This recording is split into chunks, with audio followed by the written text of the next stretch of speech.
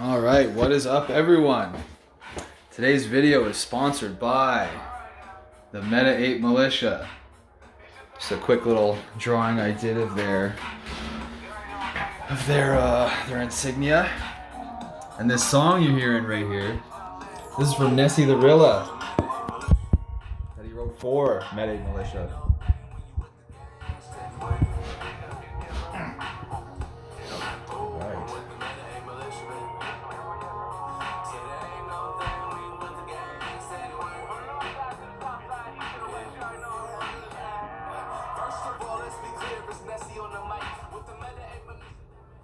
Alright, we'll keep that going in the background. That should be good. Perfect. Okay, so today's ideally quick little video is going to be about leadership and adversity, okay? Because those two things do go hand in hand quite nicely. Alright, so dealing with adversity.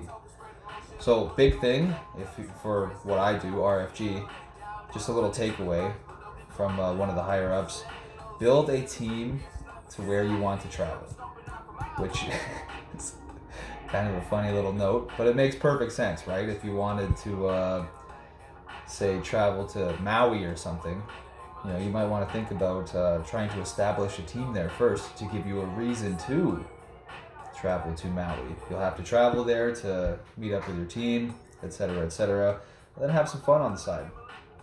But right into the dealing with adversity, all right?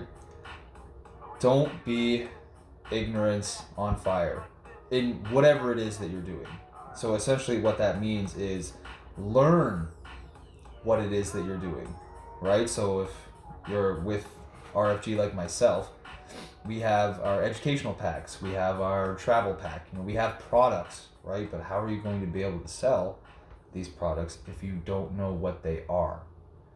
Make sense? So don't be ignorance on fire, just running around like, all hyped up on yourself and not actually knowing what it is that you're talking about, right?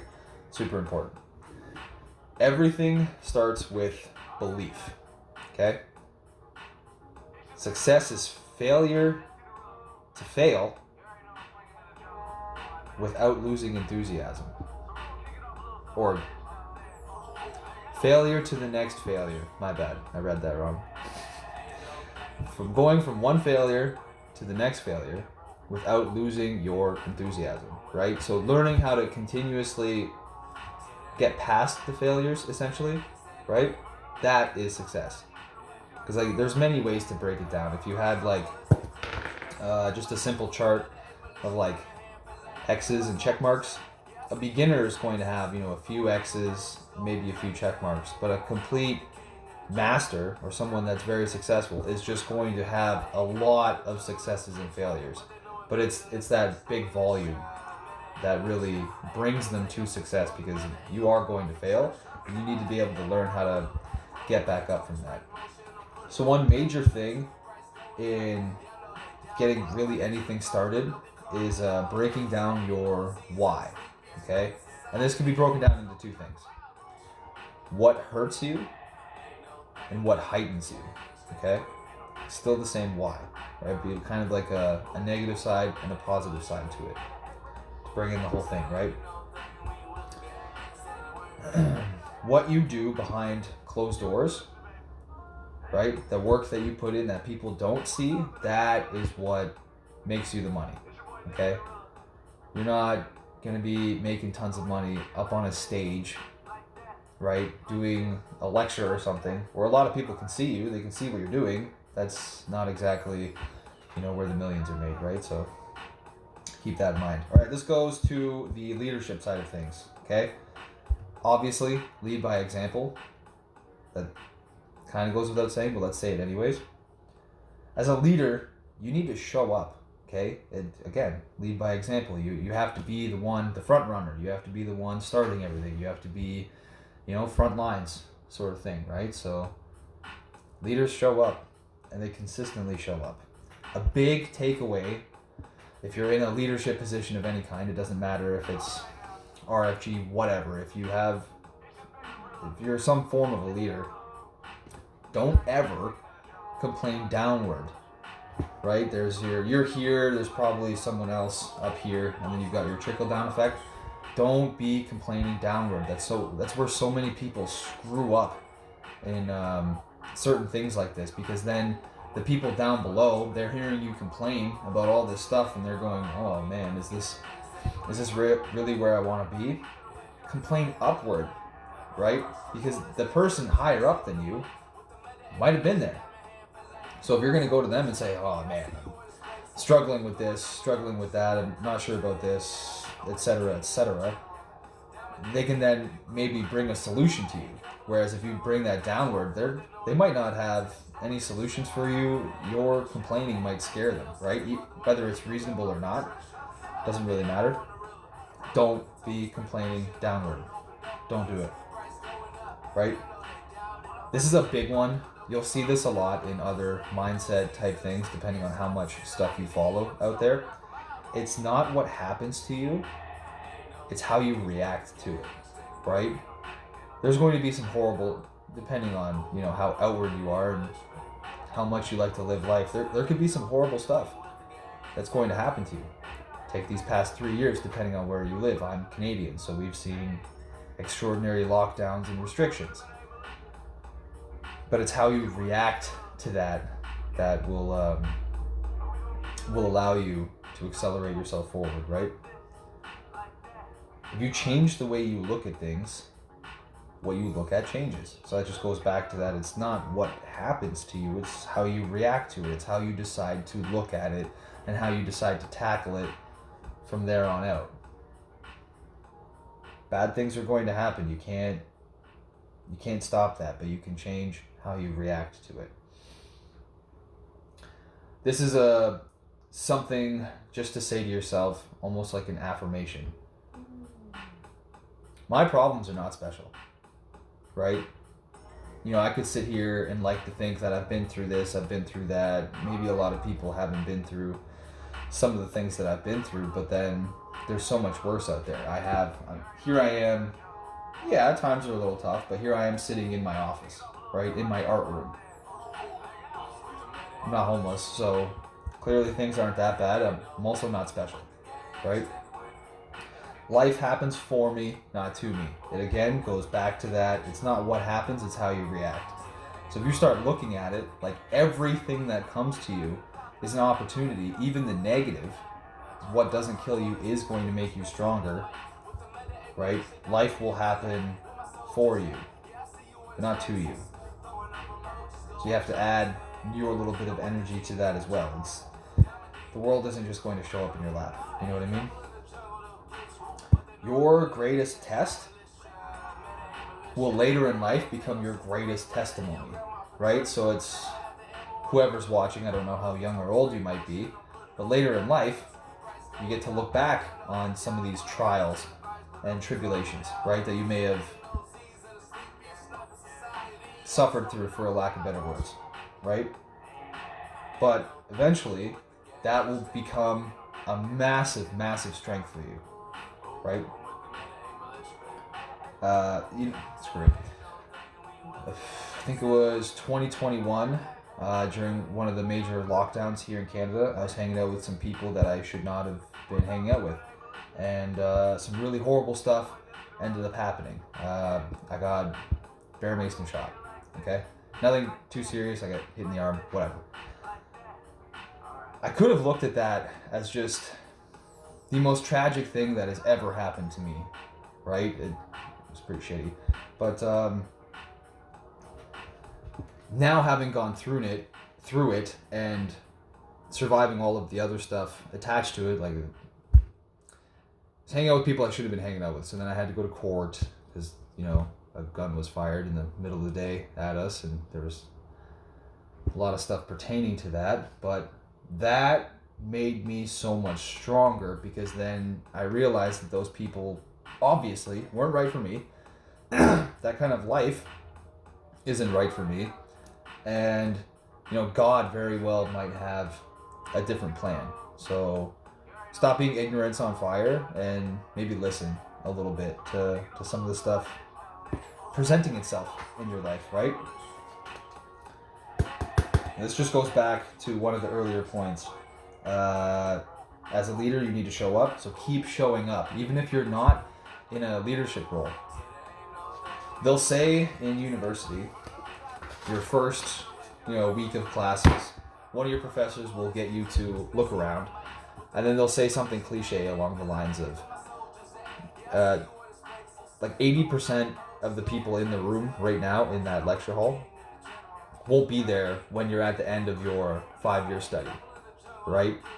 But it's in the power of showing up that will ensure that you're amongst that 20%, roughly, depending on what field you're in, that actually made it to year 5, right? And that's just one specific instance using university and a lecture hall. But if you were to then focus on a career, show up every day, when you started that career versus, 10 years from now when you're established in it, everyone that was there when you started, they're more than likely not going to continue being there. But you are. So that already puts you so much, on a higher pedestal than everyone else, because you put in the work, you're still there, everyone knows you, you're well established. Right? Justification is the misassignment of cause to other. Okay? It sounds a little complicated at first, but essentially what that means is you're blaming other people for decisions that you probably made. Right? It's your decisions that are affecting you. It's not. When you point the finger, I'm pointing the finger at you right now, there's 3 fingers pointing right back at me. So if I'm saying you're the problem, I'm 3 times as likely to be the problem than you are, right? Because I've got three fingers pointing right back at me. So keep that in mind. Don't wait for something catastrophic to happen before you start working hard. Don't wait for, your mom to come down with some form of cancer before you decide, oh my God, I need to live my life in service of the people that lived their life in service of me. Like my mom provided all of this stuff for me. Don't turn around and wait for something horrible to happen to her before you pull your head out of your ass and say, oh, maybe I need to start providing as well. Right? All right, this next one is from Bob Proctor. And it's about the knowledge versus experience, right? So you can read a book and gain knowledge. That's cool. That's how school is formulated. Read this, memorize it, and all of a sudden you know things, apparently, right? But then we look at experience, and well, what is experience then? Experience is when you've done it, when you've actually done the thing that you might be learning about. If you don't live it, then you cannot gain the experience from it, right? And that leads you to then being able to say, you don't think that this is the right information. You know that this is the right information because you lived it and you experienced it. And you get to say from firsthand accountability, I know this because I've done it. So like here at RFG, right, our education packs, like our trading education packs, are built by IM Academy. It's been around for about 11 years, I believe. Number 1 in education for 9 years. So RFG, having them do the educational packs on trading, we get to then say, hey, we have 9 years of being the top in this because we get to use IM Academy. Oh, perfect. Explain. Right? So it's not what you think, it's what you know and what you can prove. So we don't think our systems work. We know they work because they've been around for 11 years and they've been the top for 9. So we know this, right? These are plain stats. Can't mess around with that. Right? This isn't just something we study. This is something we do. Right? Like I myself am in the midst tonight. I'm going to be finishing hopefully, the metadata for my NFT project. Either it's tonight or tomorrow night when it gets completely finished. I'm out here building an NFT project. I trade cryptos. I have a stock portfolio. I trade NFTs. Geez, what else? The next thing for me coming up will be Forex. I've been scared of Forex since Brexit happened. But now that I have the insight and the education, I now get to remove that fear. So it's really all it is. It's just a fear of not knowing that's been holding me back when it comes to Forex specifically. And the last point, success is 5% strategy and 95% mindset. Okay, so an easy way to break that down is if you build your whole strategy, okay, I got this strategy, I've got this plan, it's foolproof, whatever. Crunch that down to where it's still what it is. It's still your perfect strategy. You're not changing it or anything, but you're just looking at it like it's a bit smaller than what it is, because the rest of everything involved is your mindset and your ability to put in work, right? It's like that, oh God, I feel like there's a saying in football. It was like, you know what, screw it, I can't even remember.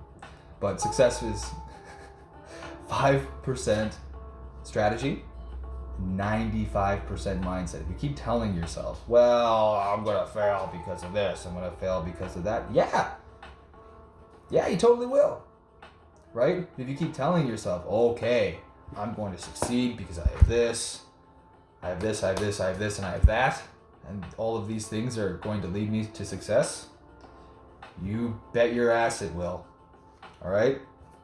So, all right, that concludes my apparently quick video, but not really. It's like 17 minutes. So see you guys next time. Take care.